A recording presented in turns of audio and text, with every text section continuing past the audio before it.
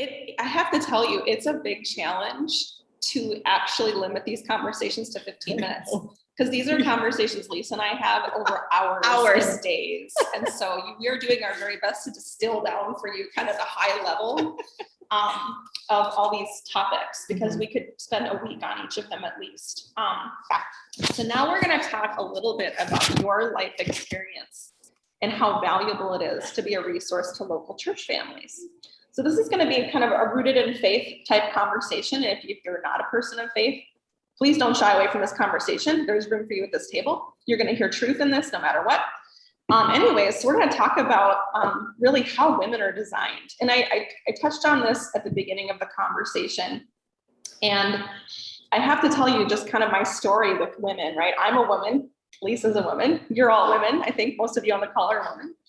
And so, oh gosh, I grew up just picking really not great women to surround myself. I kind of grew up being a people pleaser, and I won't get into that story now, but I was a really bad picker of friends because of that. And I tended to find the people and women that were, a little more dominant, wanted someone to take care of them, serve them, give to them. And it wasn't until I got into my 20s, actually, so I kind of shied away from really close relationships because I just got betrayed a lot. I had a lot of mean girl experiences.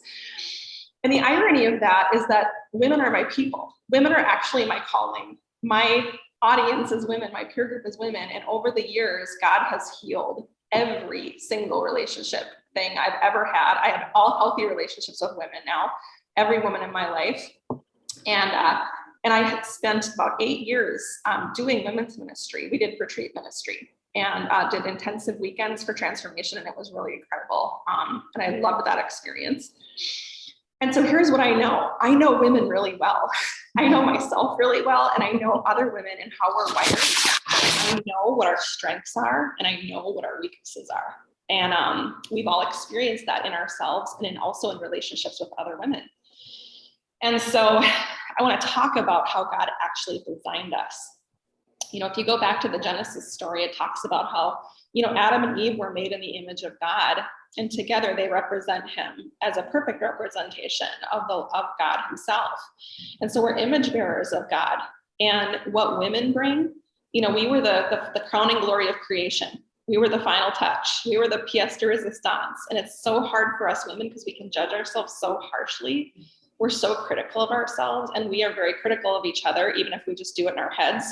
And so, but we're designed to breathe life into the world. We're designed to bring life, to breathe life, to offer aliveness instead of survival. But we get stuck.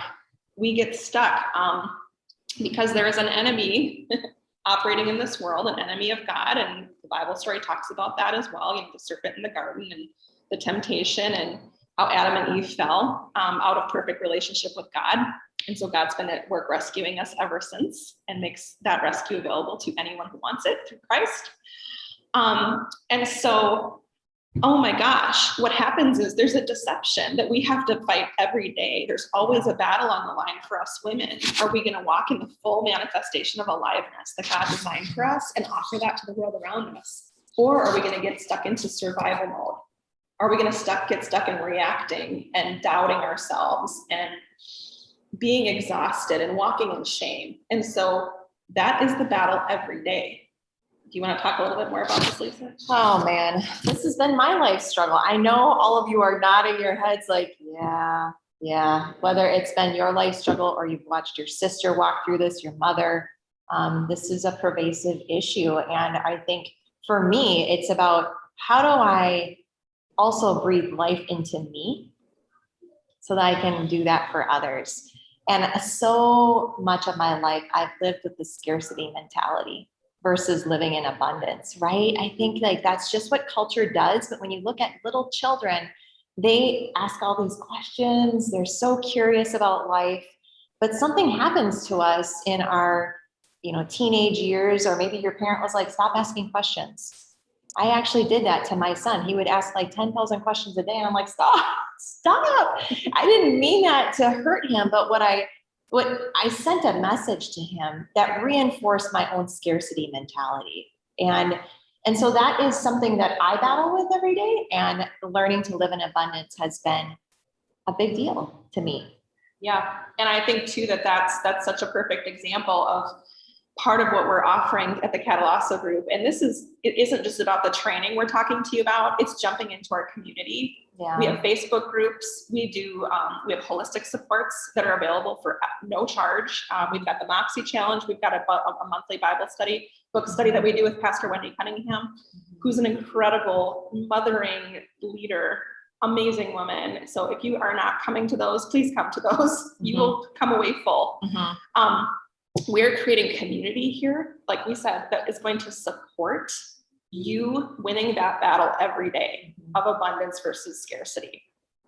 We're holding the space for accountability for that, so that we can continue to lift each other up and encourage one another and just build those muscles that we need to be empowered and to really stand in the identity, that original image that God created us as. There was an original glory.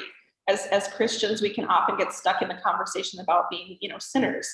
And the fact of the matter is Jesus redeemed that on the cross. And we might struggle with sin, as Paul says, but that is no longer our nature.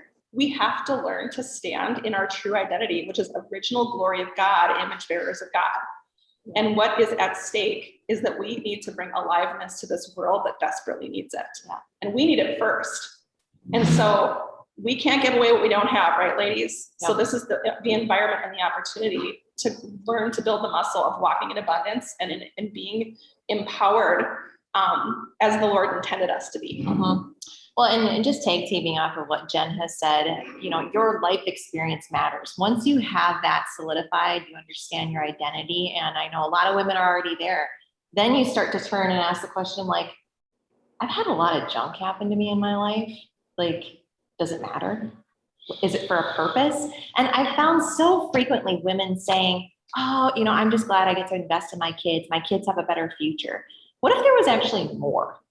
What if there was more that you were supposed to do with all of that pain, all of those experiences, the burdens that you carry with you? I don't think it's just for our children. I think we're actually supposed to do something and become the full representation of that Proverbs 31 woman, that we take our experiences, the knowledge that we already have, and we use it for good for others. When you think about even my own story, I've been through a divorce. I've been in the courts 150 times.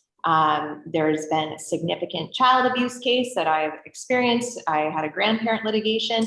I always ask myself, like, what in the world was the point in all of that? Like, I remember literally asking that in the car ride to work, when it was just bad. And now I get to bring good out of all of that experience, all that knowledge. I can now share and offer pathways for justice for others, because I lived in the most unjust processes, which I would not want for anyone.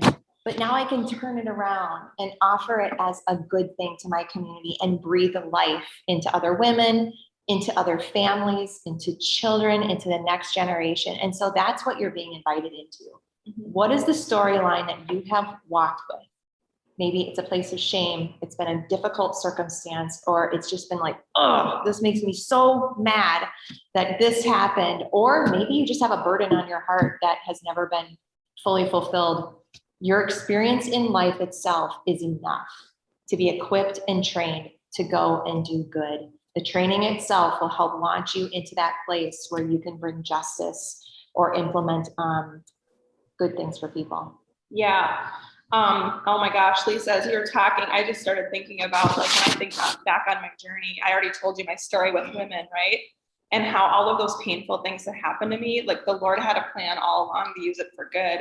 But I'm here to tell you, I did not really come into my faith as a person who really followed Christ until after I got married, so I was like 27.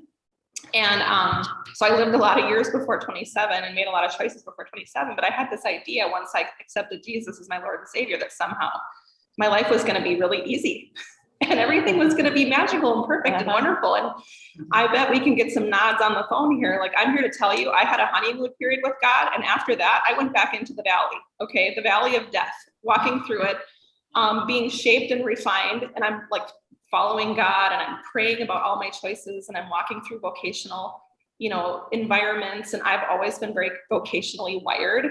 I've always wanted to make an impact being me and figure it out.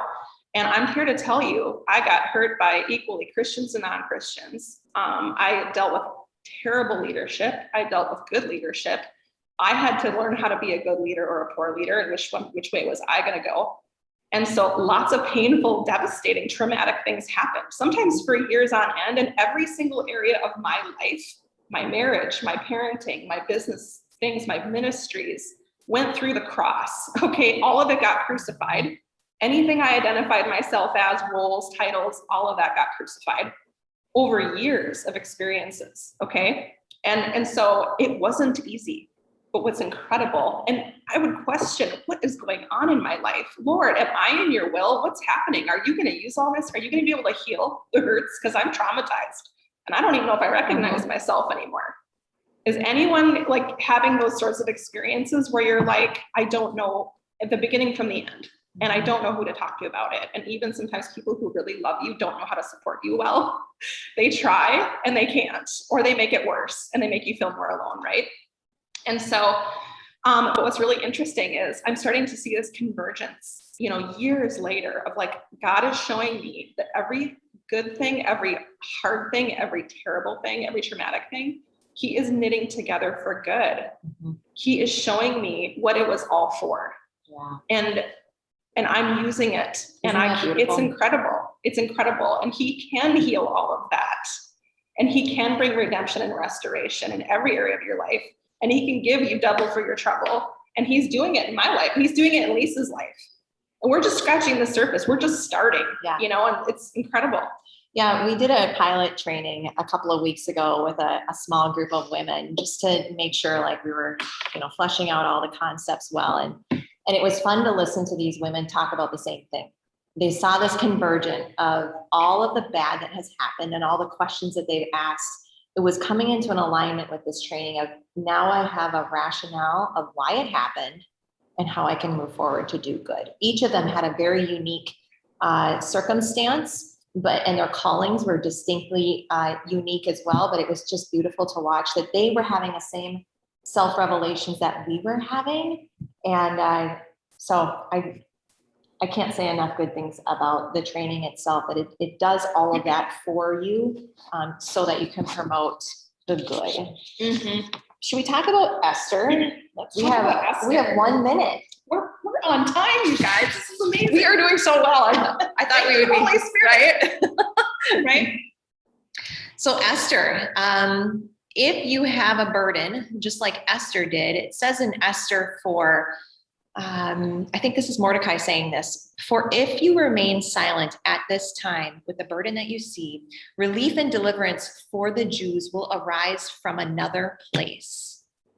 Esther was being challenged. If she didn't take responsibility for what she saw, someone else was going to step up and bring the justice. And so Esther and her leadership, because of the identity that she was grounded in, she stepped in and changed the entire nation's future.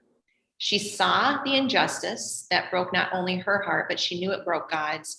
And then she prepared herself to approach the king to show up and boldly change it. You might be one of those women.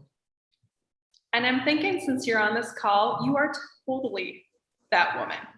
Okay. I would agree.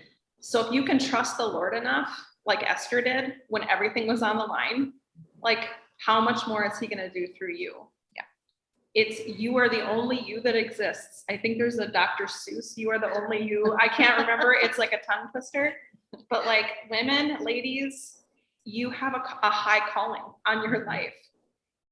And you were born for such a time as this. I'm finishing off there you go. Esther 4:14. And who knows, but that you have come to your royal position for such a time as this.